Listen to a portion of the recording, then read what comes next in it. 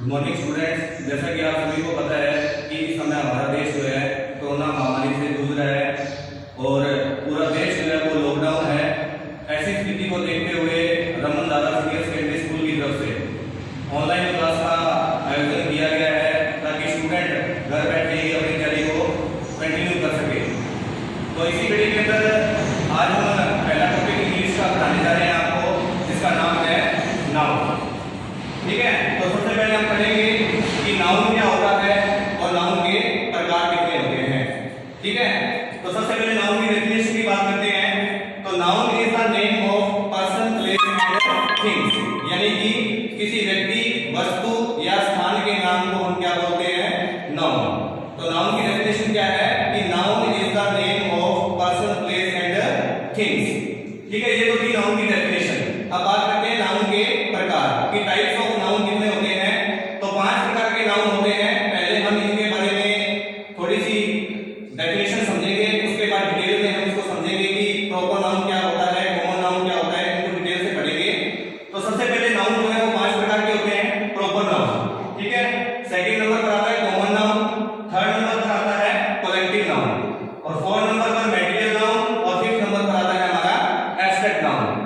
तो proper noun क्या होता है, इसकी हम थोड़ी सी डेफिनेशन की बात कर लेते हैं। प्रॉपर नाउन का मतलब है कि इस संसार में जितनी भी वस्तुएं हैं उनका कोई भी नाम किसमें आएगा? प्रॉपर नाउन में। जैसे पंखा, पंखा इंग्लिश में बोलते हैं फैन।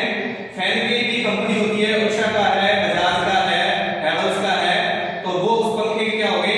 नाम। और वो जब किसी चीज का नाम होगा तो नाम किसमें आएगा? प्रॉपर नाउन में। ठीक है, प्रॉपर नाउन को सीधे सीधे हम समझ सकते हैं इस बात से कि प्रॉपर नाउन कौन सा होता है कि संसार में जितनी भी वस्तु है, छोटी से लेकर बड़ी, उसका अगर कोई नाम दे रखा है तो वो नाम किसमें आएगा? प्रॉपर नाउन में। सेकंड नंबर बात करते हैं कॉमन नाउन की कि कॉमन नाउन कौन से होते हैं। तो कॉमन नाउन जो होते हैं उनको हम सभी शेयर कर सकते हैं, आपस में बांट सकते हैं। तो वो क्या कहलाते हैं? कॉमन नाउन, जो सभी के पास में कॉमन रूप से पाए जाते हैं। या दूसरा हम यूं कह सकते हैं कि जिस वस्तु का जेंडर डिसाइड नहीं होता, जिस वस्तु का लिंग डिसाइड नहीं हो सकता, वो भी किसमें आते हैं? कॉमन नाउन में। आगे हम इनके एग्जांपल से इनको समझने की कोशिश करेंगे। अभी सिर्फ मैं इनकी डेफिनेशन बता रहा हूं आपको। थर्ड नंबर पे कलेक्टिव नाउन। कलेक्टिव नाउन वो होते हैं जो किसी समूह का बोध करवाते हैं, यानी कि दिखने में एक शब्द होगा लेकिन उससे किसी समूह का बोध होगा। ठीक है, तो कलेक्टिव नाउन किसको बोलते हैं? जो हमें समूह का बोध करवाते हैं। और फोर्थ नंबर पर आता है मेटीरियल नाउन। मेटीरियल नाउन वो नाउन होते हैं जो किसी वस्तु से मिलकर के बनते हैं। जैसे कि अब हम इस क्लास में पढ़ा रहे हैं तो ये क्लास सीमेंट से, ईंटों से मिलकर के बनी हुई है, तो ये क्या है? Material noun. ठीक है, मेटीरियल नाउन में कोई वस्तु किसी दूसरी वस्तु से मिलकर बनती है। और फिफ्थ नाउन है एब्स्ट्रैक्ट नाउन। एब्स्ट्रैक्ट नाउन को बोलते हैं भाववाचक संज्ञा, यानी कि ऐसी संज्ञा, ऐसा नाउन जिसको हम ना तो देख सकते हैं ना छू सकते हैं, सिर्फ महसूस कर सकते हैं, वो क्या कहलाता है? Abstract noun. तो अभी तक हमने बात करी कि नाउन की डेफिनेशन, नाउन किसे कहते हैं और नाउन के प्रकार। उम्मीद करता हूं कि ये चीज आपको अच्छे से समझ में आ गई होगी। अब हम आगे प्रत्येक नाउन के बारे में अलग अलग यानी कि डिटेल से बात करेंगे कि नाउन, प्रॉपर नाउन कौन से होते हैं, कॉमन नाउन कौन से होते हैं, इनमें क्या अंतर होता है, इनको समझते हुए हम आगे डिटेल से पढ़ेंगे इसके बारे में। अभी तक स्टूडेंट्स हमने नाउन की डेफिनेशन समझी और नाउन के प्रकार समझे कि नाउन कितने प्रकार के होते हैं। अब हम कुछ आगे डिटेल से बात करने वाले हैं प्रॉपर नाउन और कॉमन नाउन। इन दोनों को हम एक तुलना के द्वारा समझने की कोशिश करेंगे। तो यहाँ पे मैंने कुछ कॉमन नाउन के एग्जांपल लिखे हैं, ठीक है, और इधर मैंने कुछ प्रॉपर नाउन के एग्जांपल लिखे हैं। अब हम इन दोनों को समझने का प्रयास करते हैं कि कौन से नाउन कॉमन कहलाते हैं और कौन से नाउन प्रॉपर कहलाते हैं। तो अगर बात की जाए, सबसे पहले मैंने लिखा है पेन। तो पेन आप सभी जानते हैं कि सभी स्टूडेंट के पास, सभी के पास मिल जाएगा। तो पेन क्या है? कॉमन नाउन, जिसको सभी जने शेयर कर सकते हैं। लेकिन अब पेन जो है इसको बनाने वाली कंपनी बहुत है। ठीक है, राइटोमीटर का पेन आता है, और सेलो का पेन आता है, रिनोल्ड का पेन आता है, बटरफ्लो का पेन आता है। तो ये पेन की क्या है? कंपनी। जब पेन शब्द है तो पेन अपने आप में कॉमन नाउन है, लेकिन इससे पहले इसकी बनाने वाली कंपनी का नाम आ जाए तो वो कौन सा नाउन बन जाएगा? Proper noun. अब सेलो जो है वो उसका पेन आता है तो सेलो कंपनी का नाम हो गया, और सेलो क्या हो गया?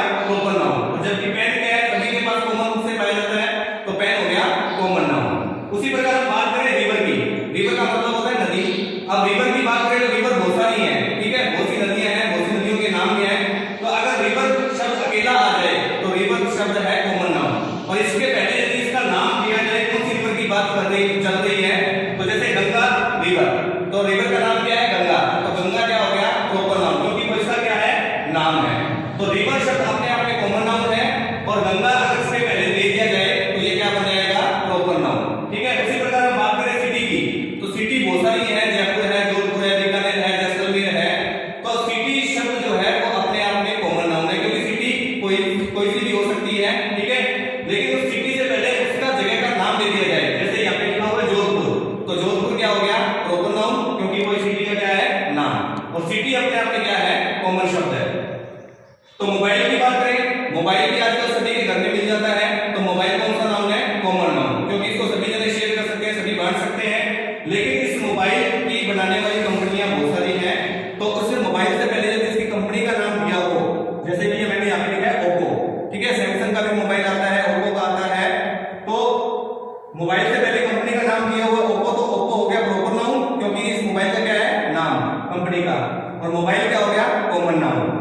उसी प्रकार से बात करें फैन, फैन मोस्टली सभी के घर में पाया जाता है, सभी के घर में मिल जाएगा, तो फैन कौन सा नाम हुआ कॉमन नाउन। हाँ, और फैन जो है अलग अलग कंपनी के आते हैं, कोई उषा का, कोई बजाज का, कोई हैवेल्स का, तो फैन से पहले यदि इसकी बनाने वाली कंपनी का नाम दिया हो, ठीक है, तो वो हो जाएगा प्रॉपर नाउन, और फैन क्या हो जाएगा कॉमन नाउन। जैसा कि मैं पहले आपको बता ही चुका हूँ, प्रॉपर नाउन का मतलब है किसी भी चीज का नाम, छोटी से लेकर बड़ी कोई भी वस्तु है, यदि उसका कोई नाम है तो वो किसमें आएगा प्रॉपर नाउन में, और जिस चीज को हम शेयर कर सकते हैं, बांट सकते हैं, वो किसमें आएगा कॉमन नाउन में। कॉमन नाउन से एक जाति का बोध होता है। ठीक है, अब जैसे बात करें बेबी, बेबी जो है ये कॉमन नाउन क्यों है, क्योंकि बेबी छोटे बच्चे को बोलते हैं, जब हम छोटे बच्चे थे तो हमें सब क्या कहते थे बेबी, लेकिन अब बड़े हो जाने के बाद कोई बेबी तो नहीं बोलता ना। बेबी का मतलब है कि इसका जब जेंडर डिसाइड नहीं होता ना, तो हम उसे किस नाम से बुला देते हैं बेबी के नाम से, क्योंकि लड़का या लड़की का पता नहीं चलता, इसलिए इसको क्या नाम दे दिया बेबी, एक कॉमन नाम दे दिया, इसलिए बेबी कौन सा नाउन है कॉमन नाउन। बात करें टीचर की, तो टीचर भी अपने आप में कॉमन नाउन है, क्योंकि अगर क्लास में टीचर पढ़ा रहा है, चाहे वो लेडीज है चाहे वो जेंट्स है, हम क्या कहते हैं टीचर पढ़ा रहा है। तो यदि उस टीचर शब्द से ये पता नहीं चल रहा कि क्लास में लेडीज टीचर है या फिर जेंट्स टीचर है, इसलिए टीचर भी अपने आप में क्या है एक कॉमन नाउन है, क्योंकि इसके जेंडर का डिसाइड नहीं हो रहा। उसी प्रकार से बात करें डॉक्टर की, तो डॉक्टर भी क्या है कॉमन नाउन, क्योंकि डॉक्टर भी लेडीज भी हो सकती है और डॉक्टर जेंट्स भी हो सकता है, तो सिर्फ डॉक्टर बोल देने से हमें उसके जेंडर का डिसाइड नहीं हो रहा कि वो लेडीज डॉक्टर है या जेंट्स डॉक्टर है, तो इसलिए भी इसमें आएगा कॉमन नाउन में। तो अभी हमने तुलनात्मक रूप से कॉमन नाउन और प्रॉपर नाउन के बारे में समझा कि कॉमन नाउन कौन से होते हैं जो पूरी जाति का बोध करवाते हैं, जैसे बॉय, बॉय क्या है कॉमन नाउन है, गर्ल, गर्ल भी कॉमन नाउन है। अब बॉय का नाम दे दिया जाए जैसे रमेश, मुकेश, सुरेश, तो वो क्या हो जाएगा प्रॉपर नाउन। ऐसी गर्ल है, गर्ल का कोई नाम दे दिया जाए सीता, गीता, तो वो क्या हो जाएगा प्रॉपर नाउन। कहने का मतलब है कि प्रॉपर नाउन किसी भी चीज का नाम होता है, और कॉमन नाउन जो किसी जाति का बोध करवाता है या फिर जिसका जेंडर डिसाइड नहीं होता, उसको हम क्या बोल सकते हैं कॉमन नाउन बोल सकते हैं। हाँ दोस्तों, अभी तक हम पढ़ चुके हैं प्रॉपर नाउन के बारे में और कॉमन नाउन के बारे में, इसका हमने तुलनात्मक रूप से अध्ययन किया था और उम्मीद करता हूं कि आपको समझ में आया होगा। अब नेक्स्ट हमारा जो तीसरा नाउन है कलेक्टिव नाउन, उस कलेक्टिव नाउन की हम बात करते हैं। तो कलेक्टिव नाउन की डेफिनेशन में पहले भी बता चुका हूं, दोबारा फिर बता रहा हूं कि कलेक्टिव नाउन जो होता है वो किसी समूह का बोध करवाता है। ठीक है, यानी कि उसमें एक जगह नहीं होगा, कोई समूह होगा और उसका वो क्या करवाएगा बोध करवाएगा। शब्द एक होगा लेकिन किसका बोध करवाएगा समूह का।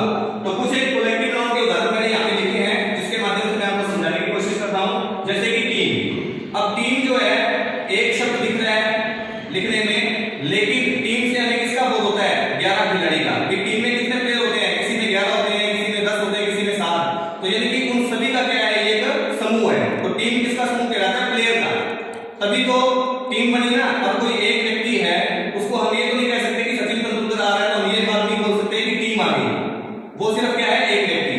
और टीम किससे मिलकर के बनती है प्लेयर से, तो ये टीम शब्द क्या है कलेक्टिव नाउन का उदाहरण है, इससे समूह का बोध हो रहा है। ऐसे हम बात करें आर्मी की, तो आर्मी किसका समूह होता है सोल्जर का।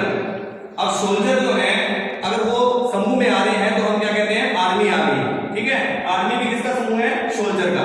ऐसे हम बात करें क्राउड की, तो क्राउड जो है वो पीपल लोगों का समूह होता है। जैसे हम देखते हैं ना कि भीड़ लगी, तो भीड़ किसी एक व्यक्ति के खड़े होने से तो हम ये नहीं बोल देते कि भीड़ खड़ी है वहां पर। जब 10-15 व्यक्ति इकट्ठे खड़े होंगे तभी तो हम कहते हैं ना कि वहां पर इतनी भीड़ क्यों जमा हुई है। तो क्राउड क्राउड शब्द दिखने में एक है, लेकिन इससे बोध किसका हो रहा है? समूह का। ऐसे हम बात करें, इनके अलावा भी कुछ शब्द होते हैं, जैसे कि बंच ऑफ हो गया या एक ग्रुप ऑफ हो गया। बंच ऑफ में हम बात करते हैं, जैसे कि हम अंगूर लेने जाते हैं बाजार से, तो अंगूरों का क्या होता है? गुच्छा, जिसको हम बोलते हैं एक बंच ऑफ ग्रेप्स। अब अंगूरों के गुच्छे में ऐसे तो नहीं कि एक अंगूर होगा, काफी सारे अंगूर होंगे, तभी तो हम उसको अंगूरों का गुच्छा बोलते हैं। इसलिए ए बंच ऑफ ग्रेप्स भी क्या है? कलेक्टिव नाउन, जिससे हमें किसका बोध हो रहा है? समूह का।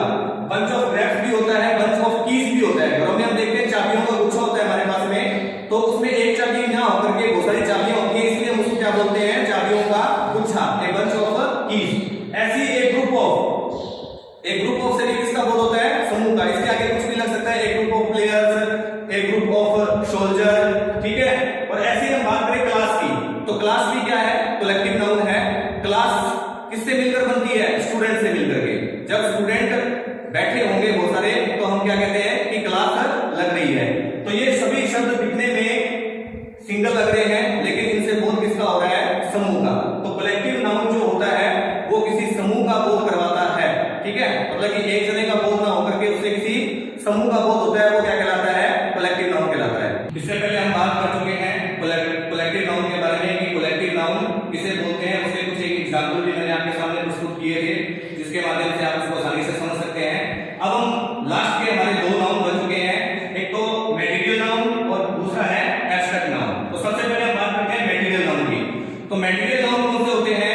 जिनसे मिलकर के कोई वस्तु बनती है, वो क्या कहलाते हैं? Material noun. अब मटेरियल नाउन के अंदर तरल पदार्थ और पेय पदार्थ ये सारे के सारे शामिल होते हैं। तरल पदार्थ में हम जैसे बात करते हैं, टी हो गया, ऑयल हो गया, वाटर हो गया, ठीक है। ये सारे क्या है? तरल पदार्थ हैं। और पेय पदार्थ की बात की जाए, पेय पदार्थ कौन होते हैं? जो जिनको हम पी सकते हैं, जैसे कि टी हो गया, कॉफी हो गया, मिल्क हो गया। और एक चीज और इसमें आती है, ऑर्नामेंट्स। ऑर्नामेंट्स का मतलब हो गया आभूषण, यानी कि जैसे गोल्ड है, सिल्वर है, प्लेटिनम है, जिनसे मिलकर के क्या बनता है? आभूषण। तो मटेरियल नाउन के अंदर तीन चीज आती है, एक तो तरल पदार्थ, एक पेय पदार्थ और एक ऑर्नामेंट्स, यानी कि आभूषण। जैसे कि गोल्ड है, सिल्वर है, जिनसे मिलकर के क्या बनते हैं? आभूषण बनते हैं। तो ये भी किसमें आते हैं? मटेरियल नाउन में, ठीक है। लास्ट एंड फाइनल है हमारा एब्स्ट्रैक्ट नाउन। तो एब्स्ट्रैक्ट नाउन के बारे में जैसे मैंने पहले बताया था कि जिसको हम ना तो देख सकते हैं, ना छू सकते हैं, सिर्फ क्या कर सकते हैं? महसूस कर सकते हैं। जैसे कि ऑनेस्टी। ऑनेस्टी का मतलब होता है ईमानदारी। अब हम कहते हैं कि राम क्या है? ऑनेस्ट है। तो अब ऑनेस्टी जो है वो सिर्फ दिखाई नहीं दे रही, लेकिन स्टूडेंट लोग कहेंगे कि सर राम ईमानदार है, जिससे हमें पता चलता है कि राम ईमानदार है, तो दिखाई दे रही है ना। तो राम ईमानदार है, वो राम व्यक्ति दिखाई दे रहा है, ना कि उसकी ईमानदारी दिखाई दे रही है। जिसको हम देख रहे हैं वो क्या है? राम है, व्यक्ति है, बल्कि उसके जो छिपी हुई ईमानदारी को हम नहीं देख पा रहे। तो एब्स्ट्रैक्ट नाउन जो होते हैं ना, उनको हम ना तो देख सकते हैं, ना छू सकते हैं, सिर्फ क्या कर सकते हैं? महसूस कर सकते हैं। जैसे कि ब्रेवरी हो गया, बहादुरी। अब कोई व्यक्ति बहादुर है तो उस व्यक्ति को देख सकते हैं हम, लेकिन उसकी बहादुरी को नहीं देख सकते। चाइल्डहुड हो गया, अवस्थाएं, यानी कि जैसे बचपन की अवस्था, बुढ़ापे की अवस्था, ये सारी चीज इसमें आ जाती है एब्स्ट्रैक्ट नाउन के अंदर। चाइल्डहुड का मतलब बचपन की अवस्था, मदरहुड का मतलब मातृत्व की भावना, ठीक है। वो हम इसमें आते हैं सारे सारे एब्स्ट्रैक्ट नाउन में। और जैसे विंटर है, समर है, ये भी सब किसमें आ जाते हैं? एब्स्ट्रैक्ट नाउन में। क्योंकि गर्मी और सर्दी को हम क्या कर सकते हैं? महसूस कर सकते हैं सिर्फ, ना कि इसको देख नहीं सकते हम। तो ठीक है, आज हमारा जो टॉपिक था नाउन, जिसके बारे में हमने डिटेल से भी समझा, और ये टॉपिक सिर्फ 6वीं, 7वीं और 8वीं क्लास के हिसाब से ही बनाए गए हैं, ठीक है। उनके लेवल को ध्यान में रखते हुए बनाए गए हैं, और इसमें एक्स्ट्रा कोई चीज ऐड नहीं की गई है। वैसे तो नाउन टॉपिक और भी बड़ा है, लेकिन जो 6वीं, 7वीं, 8वीं के काम आ सकता है, सिर्फ उतना ही टॉपिक यहाँ पर समझाया गया है। तो उम्मीद करता हूँ कि मेरी ये क्लास आपको पसंद आई होगी, और इसी प्रकार से अपना जो व्यू है वो लगातार देते रहे, ताकि हमारा भी मनोबल बढ़ता रहे और हम आपके लिए और भी अच्छा प्रयास करने की कोशिश करें। ये नाउन जो टॉपिक है ये हमारा कंप्लीट हो चुका है। अब इससे रिलेटेड कुछ क्वेश्चन, कुछ मैं शब्द आपको लिख करके दूंगा। अब आपको मुझे ये छांट करके बताना है कि इसमें कौन सा प्रॉपर नाउन है, कौन सा कॉमन है, कौन सा कलेक्टिव है, कौन सा मटेरियल है और कौन सा एब्स्ट्रैक्ट नाउन है। उनको आपने डिवाइड करना है इस क्लास के अकॉर्डिंग। जो भी आपने समझा, आपकी समझ के अनुसार आपको कौन सा लगता है कि कौन सा नाउन होना चाहिए, उस हिसाब से आपको पेपर जो है वो सोल्व करके वापस उसका रिप्लाई करना है।